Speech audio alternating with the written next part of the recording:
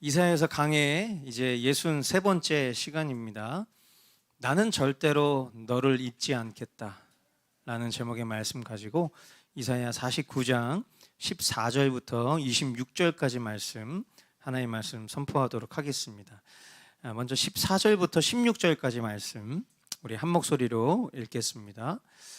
그런데 시온이 말하기를 주님께서 나를 버리셨고 주님께서 나를 잊으셨다 하는구나.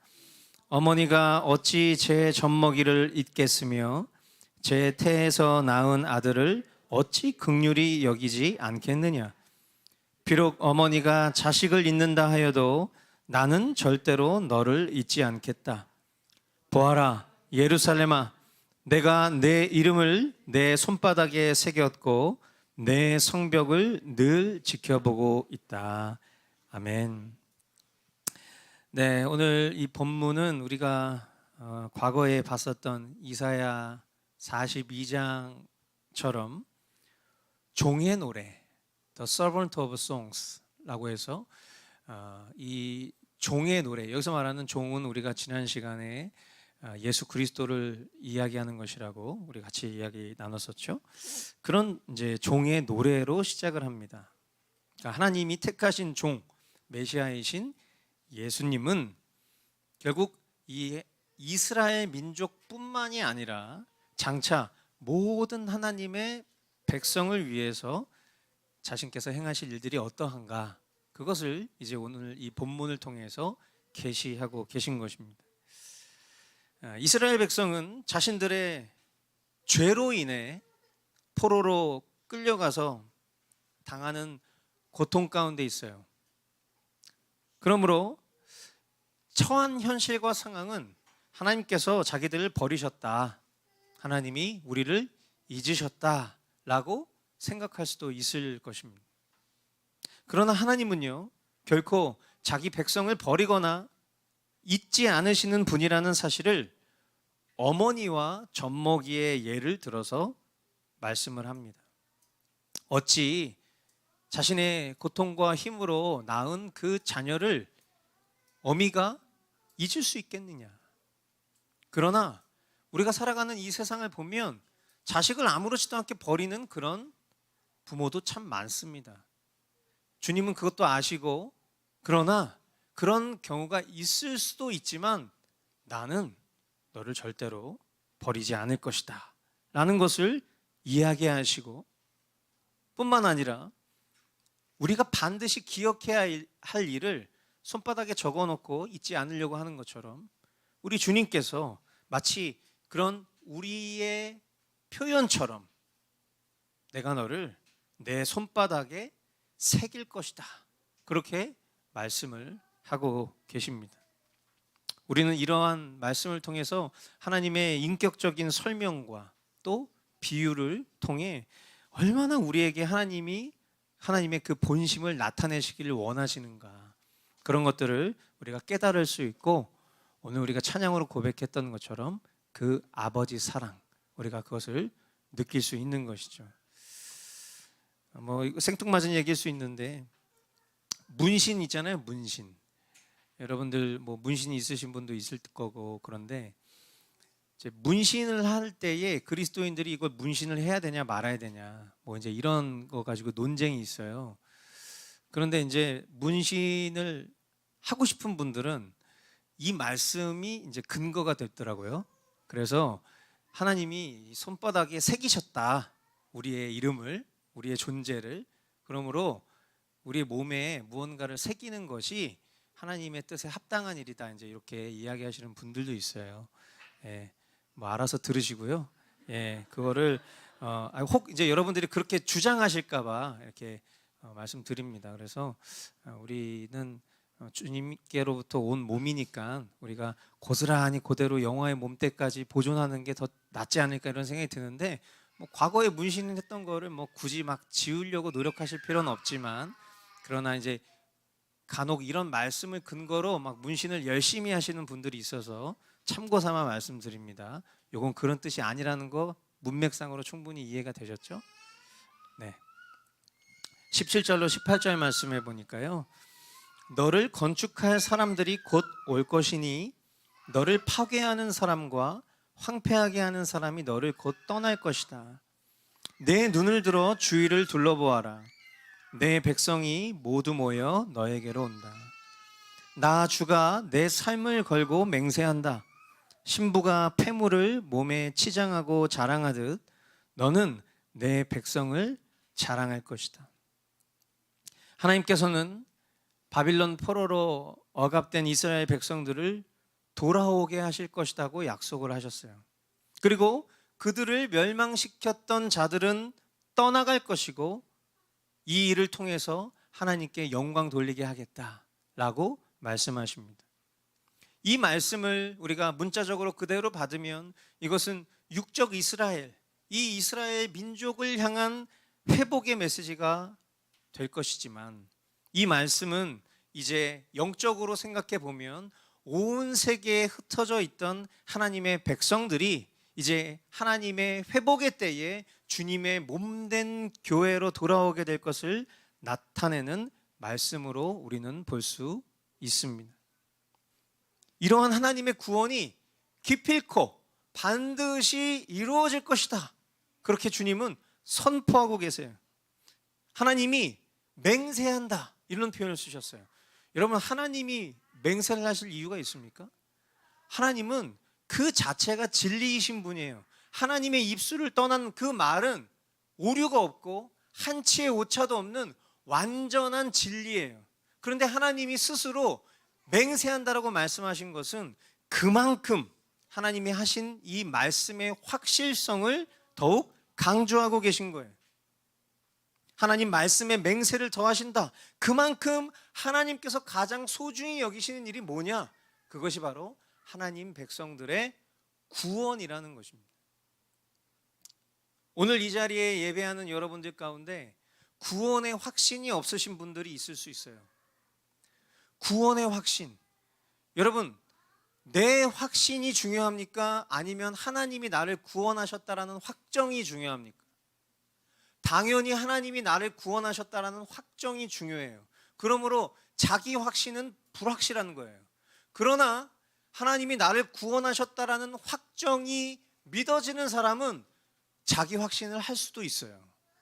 그러므로 우리 자신 스스로가 나는 과연 정말 하나님께 속한 백성인가? 라는 이 질문을 우리 스스로에게 매일매일 하는 것은 너무나 중요한 일이에요. 그런데 우리의 삶을 보면 우리는 결코 구원받지 못한 사람처럼 또 구원받지 못할 것처럼 살아가는 순간들이 너무 많죠. 그런 순간들을 보면요, 목사인 저도 구원의 확신이 막 갈 때처럼 매일매일 흔들려요. 과거에 제가 어떤 이 이야기를 어떤 다른 교회에 가서 설교할 때 얘기를 했더니 끝나고 장로님이 저한테 막 얼굴이 시뻘개져가지고 찾아오셔가지고, 아니 목사가 말이야, 구원의 확신이 그렇게 흔들려서 설교를 할 수 있겠어? 여기 와가지고 말씀 전한다는 사람이, 그렇게 구원의 확신도 없는 사람이 다음부터 오지 마시오, 이런 얘기를 하시더라고요. 근데 그분 뭔가 오해를 하셨던 것 같아요. 목사라고 구원의 확신을 스스로 보장할 수 있는 사람은 아무도 없어요. 나를 구원하는 믿음이 내 믿음일 수가 없어요. 사도 바울도 나는 날마다 죽노라라고 얘기했어요. 그건 무슨 말입니까? 결국 본인 스스로도 오늘의 믿음으로 살지 않으면 자기의 구원을 확정지을 수 없다라는 얘기를 하는 거예요. 오늘 저와 여러분들이 구원받은 이유와 근거가, 오늘 우리 이사경제가 기도하면서도 너무 아름다운 진리를 기도 가운데 선포했지 않습니까? 하나님이 우리를 구원하신 것은 나의 어떠함이 아니라 하나님의 선택으로 이루어졌다는 것 말이죠. 오늘 저와 여러분들이 구원받은 그 근거를 나의 어떤 감정이나 느낌이나 나의 자기 확신으로 갖는 것이 아니라 나의 생명의 주인 되신 주님께 묻고 그 주님의 뜻을 따라 살아가고자 하는 그 열망과 갈망이 내 심령 가운데 있는가? 그렇다면 우리는 정말 구원받은 백성이라고 스스로 느껴도 될 거라고 생각해요. 결국 지금 여기서 이야기하고 있는 건 뭡니까? 우리의 어떠함에 우리의 구원이 결정되어 있거나 또는 나의 확신이 나를 구원하는 것이 아니라 하나님 자신 스스로가 선포하신 그 진리의 맹세를 더하심으로 내가 너를 기필코 구원하겠다. 이 말씀이 저와 여러분들의 구원에 확정된 말씀 될 수 있기를 바라는 것입니다. 아멘. 우리가 그 주님께 기대는 거, 우리가 그 주님께만 의지하는 거, 우리가 그 주님께 살려달라고 구하는 거, 그것을 주님이 너무나 기뻐하시는 거예요. 그것이 우리의 겸손의 모습인 것이고, 날마다 주님 앞에 살려달라고 하는 그 외침을 주님은 결코 저버리지 않을 긍휼과 자비가 넘치는 분이시다라는 것을 우리 모두가 이 말씀에 근거하여 기억하고 감사해야 할 줄 믿습니다. 로마서 5장 10절 말씀을 보십시오. 우리가 하나님의 원수일 때에도 하나님의 아들의 죽으심으로 말미암아 하나님과 화해하게 되었다면 화해한 우리가 하나님의 생명으로 구원을 얻으리라는 것은 더욱더 확실한 일입니다. 아멘. 이처럼 하나님 백성을 구원하시려는 하나님의 계획은 하나뿐인 아들 예수 그리스도를 십자가에 내어 주시기까지 이루신 계획이라는 것을 우리는 믿어야 돼요. 저와 여러분들이 구원받을 만한 자격이 갖추어졌을 때 아들 예수 그리스도를 대속물로 주신 게 아니에요. 야, 너가 이렇게 보니까 구원받을 만한 행동을 하는구나. 그래, 그러면 정말 아깝지만 내 아들의 피값을 너에게 묻지 않으마. 그렇게 하신 게 아니라는 거예요. 우리가 아직 죄인 되었을 때, 우리가 아직 연약할 때에, 우리가 하나님을 부정하고 하나님 앞에 패역한 삶을 살아가고 있는 그때에 하나님께서는 우리를 향한 그 대속물로 아들 예수 그리스도를 주셨다는 거예요. 그러면 이 희생과 이 대속의 사랑이 어찌 구원을 보장하지 않을 수 있냐는 말이죠. 이것보다 더 큰 희생과 가치가 있습니까? 없잖아요. 아들을 내어주신 그 보증만큼 저와 여러분들을 구원하시겠다라는 그 구원의 약속, 여기에 우리의 믿음의 근거를 둬야 하는 것입니다. 이 하나님의 계획을 신뢰하며 그 일을 우리의 삶 가운데 이루셨음을 믿고 하나님께 영광 돌리는 저와 여러분들이 다 될 수 있기를 간절히 소망합니다. 19절로 21절 말씀에 보니까요, 내가 내 땅을 쳤고 황폐하게 하였고 파괴하였지만 이제는 백성이 너무 많아서 내 땅이 비좁다. 너를 삼키던 자들은 너에게서 멀리 떠날 것이다. 한때 내가 이른 줄로만 알았던 자녀들이 다시 내 귀에 속삭이기를 이곳이 너무 비좁으니 내가 살 수 있도록 자리를 넓혀 주십시오 할 것이다. 그때 너는 마음속으로 이르기를 누가 나에게 이 아이들을 낳아 주었는가? 나는 자식을 잃고 더 낳을 수도 없었는데 포로가 되어 버림을 받았는데 누가 이 아이들을 키워 주었는가? 나 홀로 남지 않았던가? 도대체 이 아이들이 다 어디에서 왔는가 할 것이다. 아멘. 이 말씀을 우리가 문자적으로 보면 바빌론 포로 가운데에 처해진 이스라엘 백성들 가운데에도 회복된 이스라엘 자손들의 숫자가 굉장히 많아질 것이라고 이야기를 하고 있어요. 많은 사람들이 회복을 경험하여서 그들이 거할 거처가 비좁을 것이라고 이야기를 하고 있습니다. 내가 이른 줄로만 알았던 자녀들이라고 표현한 것은 이스라엘 백성이 멸망한 후 바빌론에서 포로 생활하는 동안 출생한 자녀들이 이토록 많아지게 될 것이라는 것을 성경은 이야기를 하고 있는 거예요. 여러분, 이 말씀을 우리가 현상적으로만 보면 그럴 수도 있지. 그런 험준한 상황 가운데서도 또 할 일들은 다 열심히 했나 보다. 이렇게 생각할 수도 있어요. 근데 여러분 생각해 보십시오. 이와 같은 현상들은요, 그냥 어떤 생리적으로 벌어진 일들이 아니에요. 하나님께서는 약속의 하나님이세요. 하나님이 약속하신 것들은 반드시 이루시고자 많은 그런 하나님이세요. 하나님이 아브라함에게 어떤 약속을 하셨습니까? 그 약속을 생각해 보면 이 일들은 그들이 어떤 그런 고난 가운데에서도 자신의 어떤 그런 정욕을 채우는 일들을 열심히 했구나, 그런 개념이 아니에요. 하나님은 이 가운데에서도 그들의 민족을 끊어지지 않게끔 계속하여서 그 일들을 신실하게 이루셨다는 것을 그들 스스로도 느끼지 못할 만큼 정신 차려놓고 보니까 어떻게 이렇게 우리 민족이 여전히 이렇게 풍요롭지? 어떻게 이렇게 풍만하지? 이런 정신 차리고 보니까 본인들도 그런 고백을 하는 거예요. 포로로 사는 척박한 삶 속에서 가문과 세대를 이어간다라는 것, 이것은 하나님의 섭리가 없었다라면 불가능한 것이 상식이죠. 그런데 그들은 고난 중에도 그들의 세대와 민족을 잃지 않았습니다. 이것을 우리가 영적으로 생각해 보면 말세의 때에 예수 그리스도께서 오실 날이 가까우면 가까울수록 지금 우리가 살아가고 있는 이 시대도 하나님의 이름이 점점 땅에 떨어져서 뒹굴고 있는 그런 비참한 현실 가운데 우리 주위를 보십시오. 우리 주위에 믿음 생활하는 사람들 이제 점점 사라지고 있어요.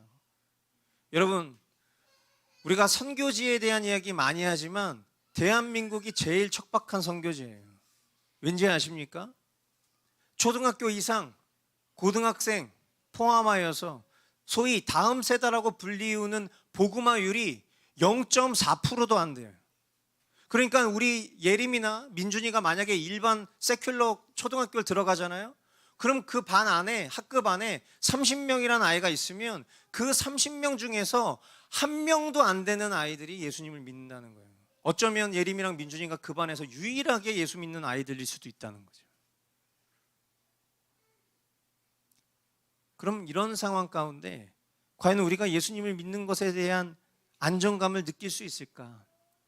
주위에 함께 동조해주고 같은 마음을 품어주고 응원해주는 사람들이 많아야 힘이 나고 열심히 나는 것이 우리의 당연한 모습일 텐데, 신앙생활하는 것도 그것도 이제 앞으로 예수 이름 때문에, 내 이름 때문에 내가 핍박을 당하게 될 것이라는 그 예수님의 약속 앞에서 좋은 약속은 내가 붙들고 싶지만 이런 약속들을 내가 과연 신뢰하고 나아가야 되는가? 우리 그런 마음을 가질 수밖에 없죠. 그러나 바알에게 무릎 꿇지 않았던 7,000명을 예배해 놓으셨었던 것처럼 이 순간에도 한 영혼을 구원하시기 위한 주님의 열정은 계속되고 있고요. 그리고 하나님의 나라는 숫자에 있는 것이 아니라 그들의 믿음과 깊이에 있기 때문에 주님은 하나님의 그 나라를 신실하게 흥왕하고 있다는 것을 우리는 영적인 눈으로 바라볼 수 있어야 되는 거예요.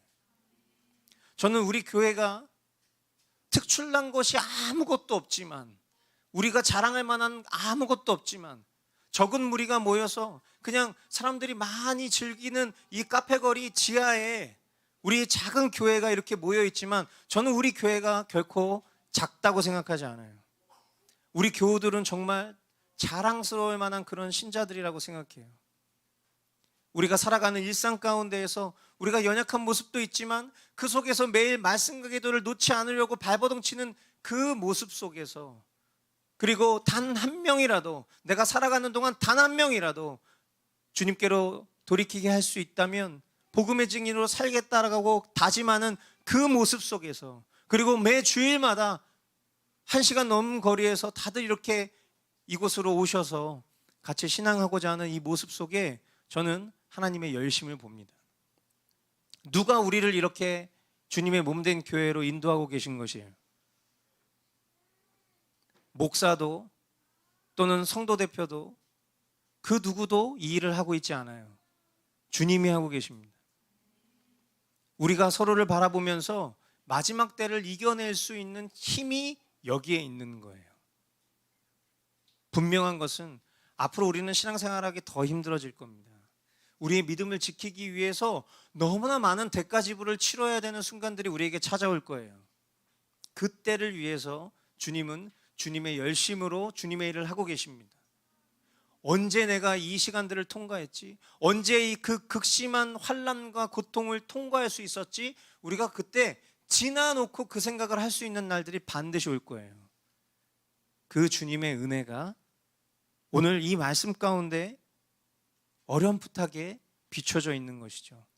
마치 민족을 보존하고 세대를 이어가셨던 것 같은 흥왕을 주님은 영적인 부흥으로 저와 여러분들에게 이루고 계신 중이라는 것을 믿으실 수 있게 되길 바랍니다. 22절로 23절 말씀, 주님께서 이렇게 말씀하신다.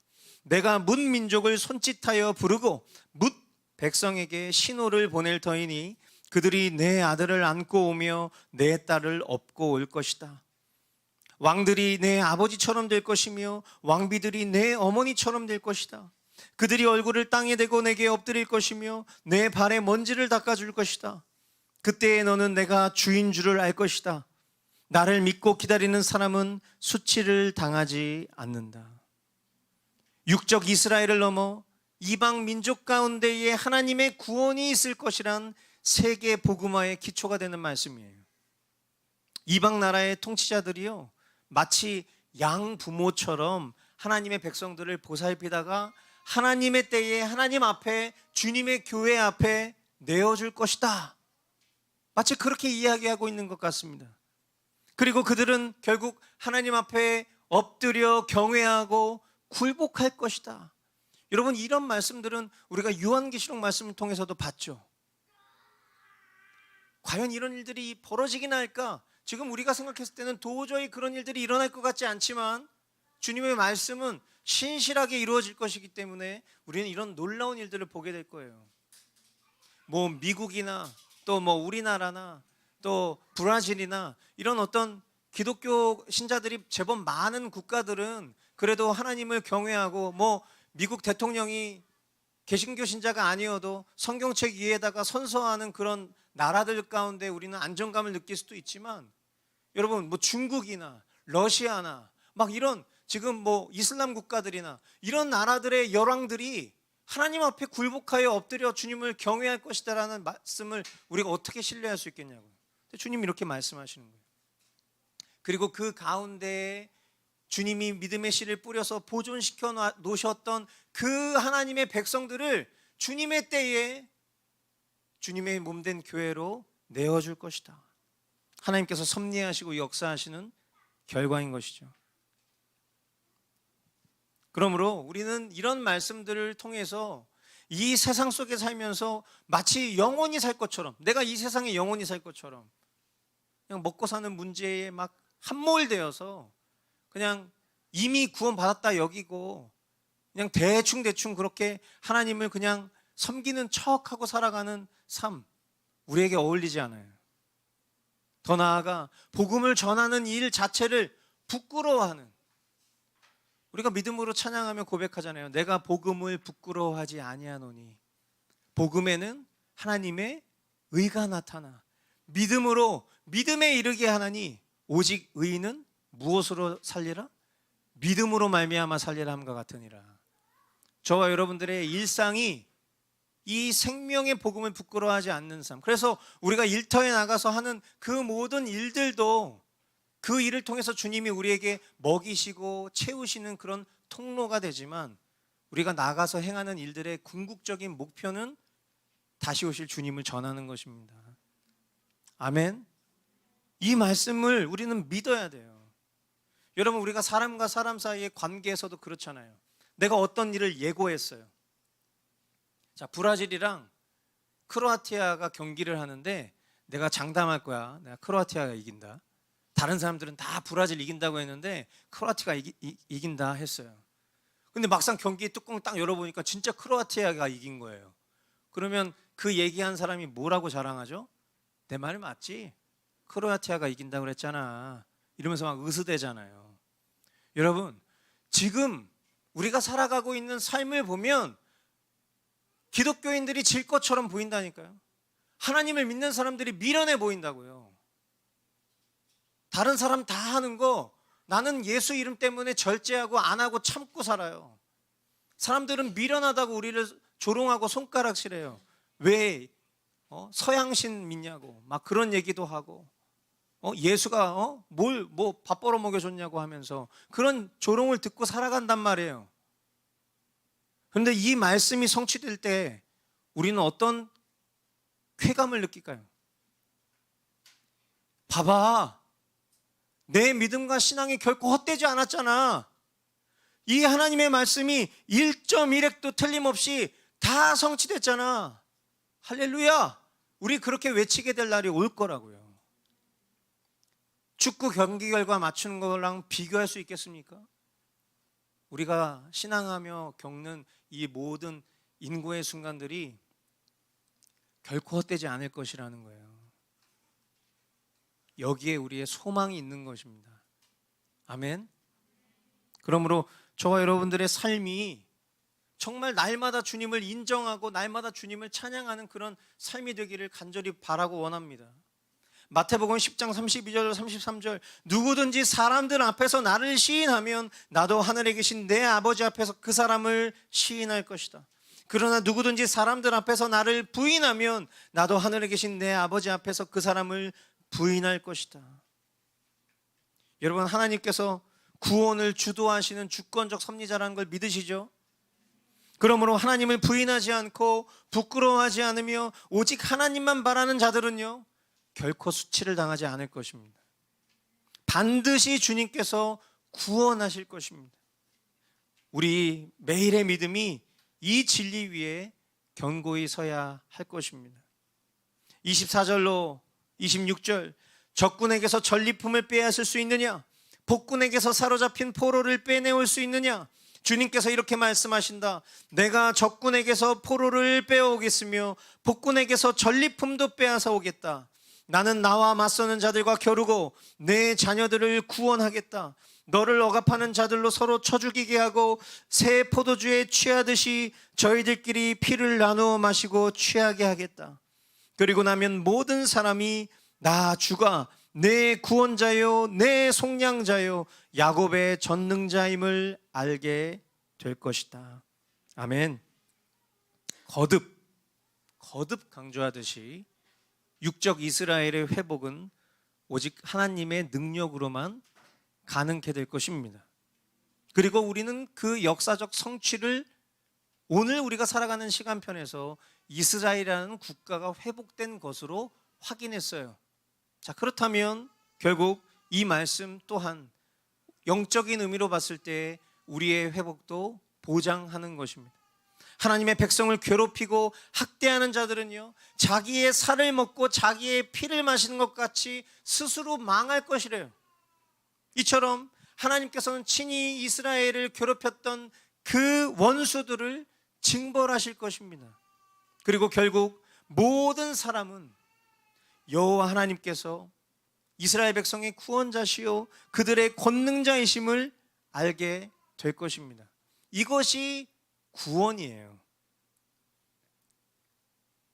영적인 의미로 이 말씀을 고스란히 우리에게 다시 가지고 오면 구원은 하나님의 긍휼로 말미암은 일이라는 것을 기억합시다. 하나님께서는 죄 많은 자기 백성을 잊지 않으시고 그들의 이름을 하나님의 손바닥에 새기실 만큼 하나님은 그들을 절대 포기하지 않으신답니다. 그들을 긍휼히 여기셔서 그들을 손바닥에 새기시고 항상 기억하실 거예요. 로마서 9장 18절 그러므로 하나님께서는 긍휼히 여기시고자 하는 사람을 긍휼히 여기시고 완악하게 하시고자 하는 사람을 완악하게 하십니다. 여러분, 저와 여러분들이 하나님의 긍휼하심을 입는 자들이 되기를 바라요. 하나님이 우리를 불쌍히 여겨주셨으면 좋겠어요.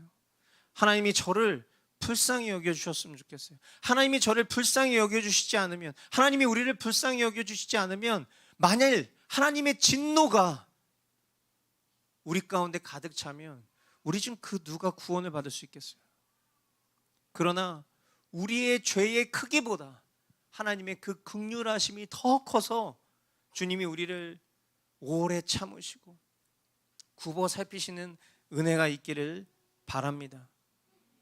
그래서 하나님께서 구원하시고자 하는 그 열심을 포기하지 않으시고 그 계획을 철회하지 않으시고 오늘 그 주님의 약속대로 저와 여러분들도 그렇게 구원해 주실 것을 믿습니다. 에베소서 1장 23절 교회는 그리스도의 몸이요 만물 안에서 만물을 충만케 하시는 분의 충만함입니다. 충만한 수의 영혼들이 구원을 얻을 거예요. 이 충만함은요 하나님께서 택하신 이들과 그들을 향한 충만함이며 그것은 양적인 충만함이 아니라 양적인 충만함을 넘어서 그것은 본질적인 충만함일 것이에요. 이를 위해 우리가 복음을 전하는 이들로 하나님의 계획에 참여해야 할 것입니다. 그것이 성령으로 충만한 자의 합당한 자의 삶이기 때문이에요. 그러므로 저와 여러분들이 오늘 이 말씀을 통해서 붙잡아야 될 두 가지는, 첫째, 내가 하나님의 그 구원에 속한 긍휼함을 입은 백성이 되기를 주님 앞에 구하는 일이에요. 과거의 믿음으로 오늘 신앙하는 것이 아니라 오늘 주님 앞에, 주님 나를 구원해 주십시오, 주님의 계획을 내 삶 가운데 성취해 주십시오 라고 구하는 것, 그것이 우리가 첫 번째예요. 두 번째, 그 믿음을 통하여 우리가 주님, 제가 주님의 일에 동참하는 자가 되기를 원합니다. 저를 구원하셨던 것처럼 주님, 지금 이 순간에도 구원하고자 원하시는 그 한 영혼을 저에게 허락해 주셔서 저와 우리 교회가 이 복음을 위해 힘써 나아가는 그런 주님의 몸된 교회 될 수 있도록, 그런 내가 될 수 있도록 주님, 우리를 사용해 주십시오. 그렇게 우리가 주님 앞에 구하는 것이 오늘 이 말씀 앞에 주님의 그 은혜에 화답하여 복음 전도자로 살아가기를 결단하는 우리의 고백이 되어야 하는 줄 믿습니다. 오늘 이 주님의 약속, 나는 절대로 너를 잊지 않겠다. 주님이 나의 이름을 부르시면서 마치 지금 음성으로 들려주신 것 같은 이 약속을 우리 모두가 굳게 붙들고 더욱 복음 전도자로 살아가는 저와 여러분들 다 될 수 있기를 주님의 이름으로 축복합니다. 기도하겠습니다. 사랑하는 주님,